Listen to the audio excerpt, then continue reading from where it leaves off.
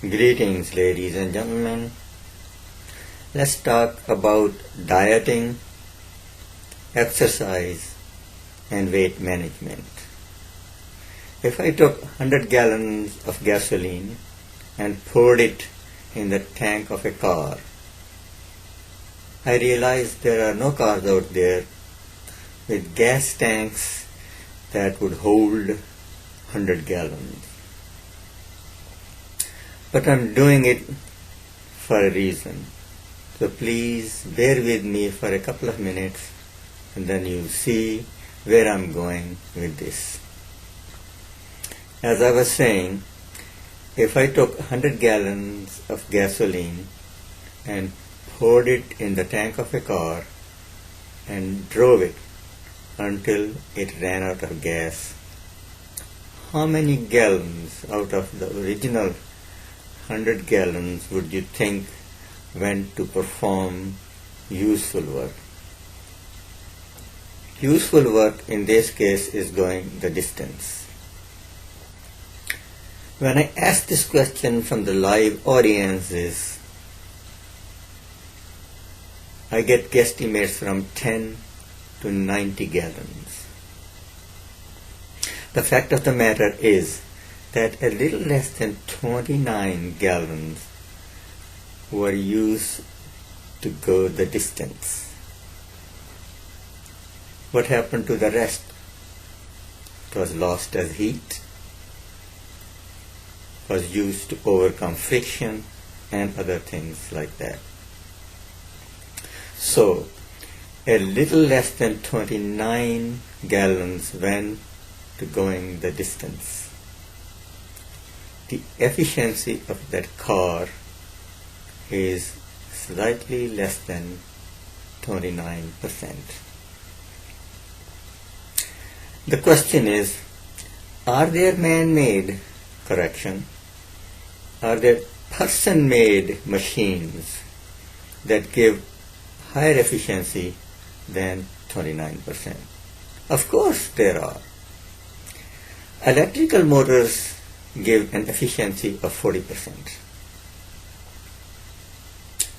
But when you go back and calculate the efficiency of conversion of fossil fuel to electricity, the efficiency of the electric motors still falls below 29%. Incidentally, conversion of energy from nuclear fuel to electricity is less efficient than the conversion of energy from the fossil fuels to electricity. Now, let's take 100 calories worth of food and put it in a living system. Let us say a cougar. It will go through the tricarboxylic acid cycle and electron transport chain, and it will give an efficiency of still less than 29%, but a little bit closer to 29% than in case of the person-made machines. I'm sure some of you are thinking, this guy is splitting hairs. And you are right, I am splitting hairs. But for a reason. That higher efficiency in the living system, that is the body of the cougar, which is only a fraction of 1% point, translates into the following fact.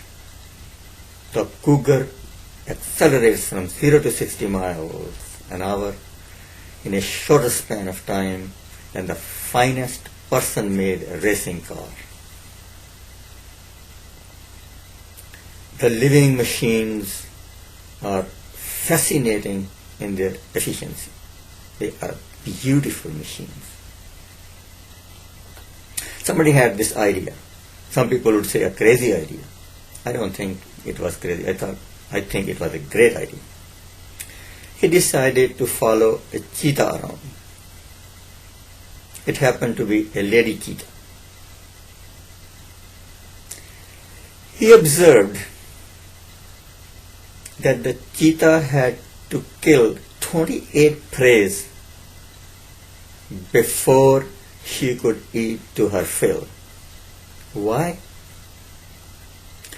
Because cheetah's body is sleek. It's designed for speed. It's not designed to fight with bigger cats. So, cheetah has to kill quickly, quietly, and without any commotion.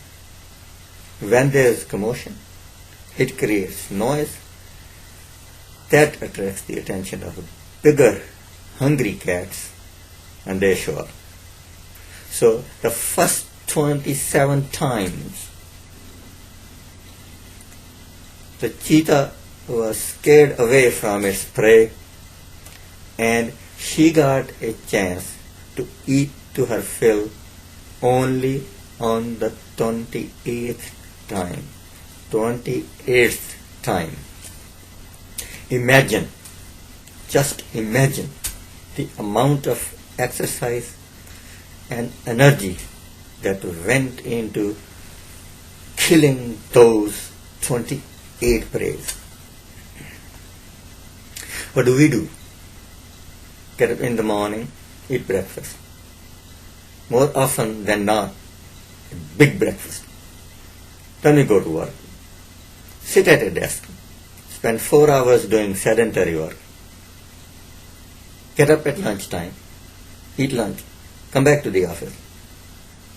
Sit down for another 4 hours and do sedentary work.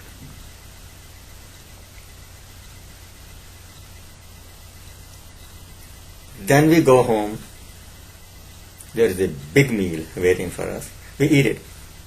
And then, in many cases, we grab a bottle of beer and sit in front of the TV to watch the news, TV shows, ball games, whatever. That was not the way this body was designed to be used. When I was doing my graduate work, actually getting my PhD in human nutrition, I used to study case histories. And I came across this subject. He was a male, human being, a man. He was 60 years of age and 59 pounds overweight.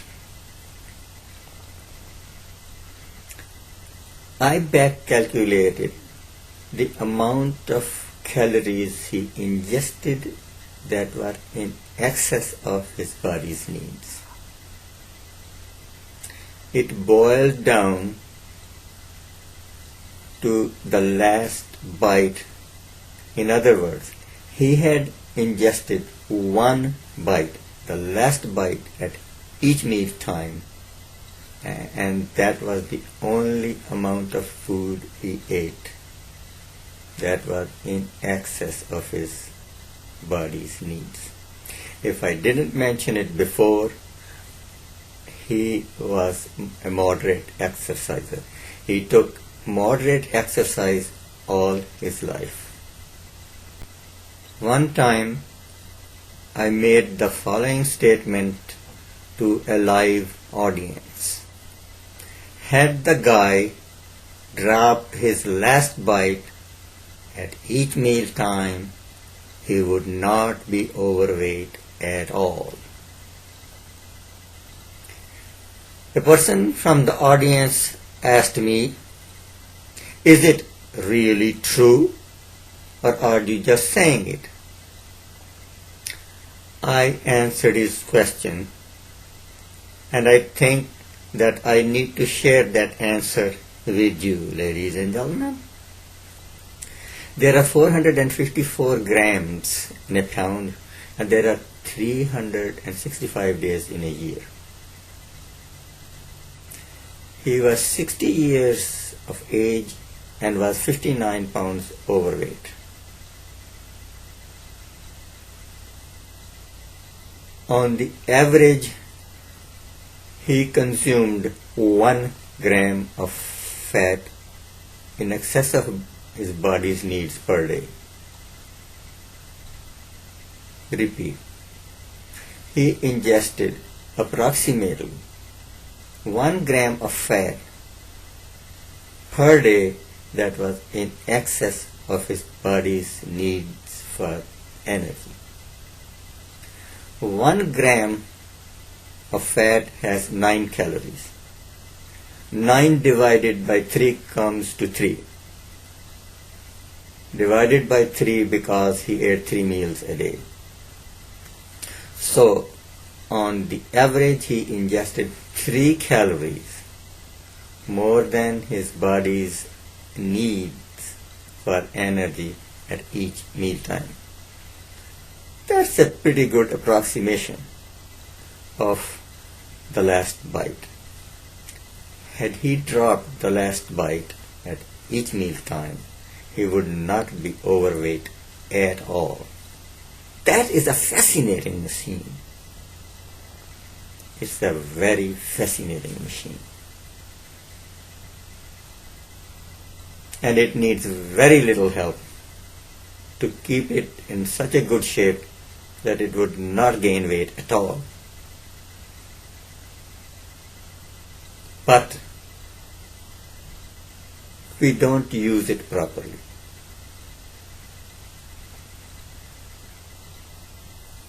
The way to use it properly is very simple in principle. However, it gets to be a bit more complicated in practice, but can be accomplished with a little bit of willpower. The principles and practices of body weight management are as follows. Number 1. Slightly reduce the portions of meal items you ingest and ingest them in the form of balanced meals.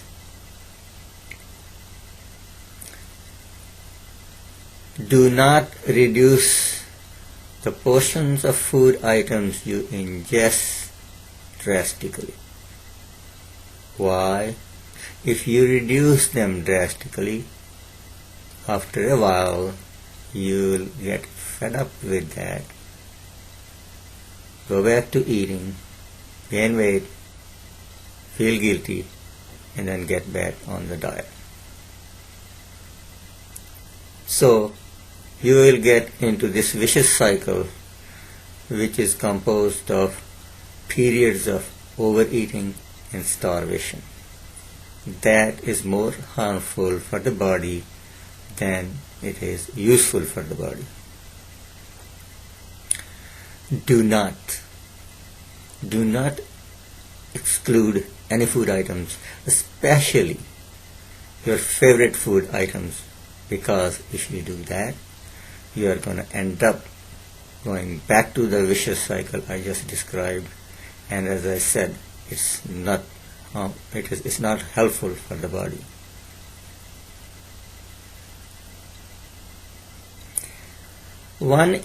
A relatively easy way of reducing the portions of food items you ingest is to use smaller plates. Number 2, slow down the eating process. Why? Because if you eat fast, you are pumping a lot of calories very quickly into the body.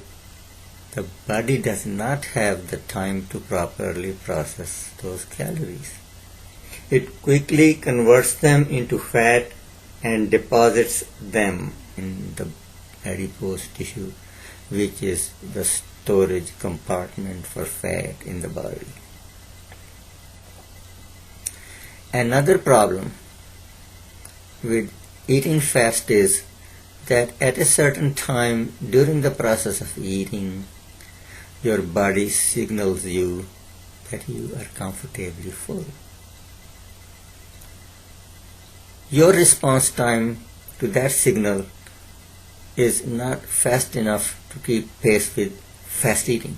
So by the time you realize you should have stopped, you have already overeaten. An easy way to slow down your process of eating is to put the fork down between bites. Take a bite, put the fork down, chew it, swallow it. Take another bite, put the fork down, chew it and swallow it. Swallow it and keep doing that till the end of your meal. Number 3, eat according to your hunger, not appetite. What's the difference? Hunger is a need for calories, and calories are the only nutrient which have this built-in mechanism. When you are running low on calories, it makes you feel hungry. That's a physiological force which makes you go out and do anything you have to do to get food, kill if necessary. So when you are eating slow and you reach the point when your body tells you that you are comfortably full, stop. Then you have eaten according to your hunger. If you continue eating because the food tastes good, then you are eating according to your appetite, not hunger. Another way we eat to fulfill the needs of our appetite instead of hunger is that, let's say, somebody is sitting down at the desk doing some work or working in the garden. All of a sudden, the person thinks, man, that chocolate cake Alamo that I ate a couple of days ago, that tasted good. You know very well you're not hungry. But anyway, go into the house or any place else you have to get that chocolate cake Alamo and you eat it. You ate to fulfill your appetite, not to fulfill your hunger. Number 4, do not forget the importance of exercise.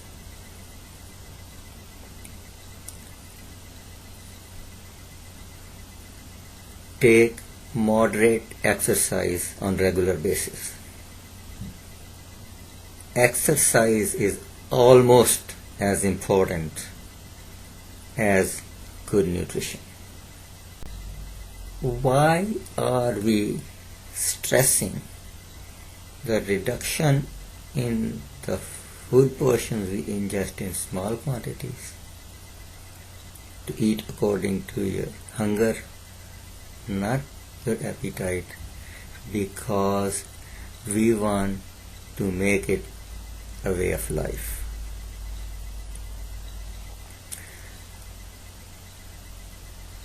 It will be such a small change that you can stick to it for as long as you want, and what we have accomplished is a behavioral change. A change in your eating behavior, which for the umpteenth time can be a lifelong practice. If you use these simple principles and practices of body weight management, you have a very high chance of success. That is about all I wanted to say about this particular topic, but in the future we'll talk about some other things related to body weight management. nutrition is a fascinating science. Here's what can happen. A person can get on a diet, burn calories, and actually reduce the fat content of his or her body. But when he or she gets on the scale, he could actually see a gain in weight. Why does that happen? And how important it is to understand that so that you can stick to your diet. Because once you understand what's happening, then you won't get discouraged and get off your diet. Thank you, ladies and gentlemen, for your attention to my presentation. Have a good day and goodbye.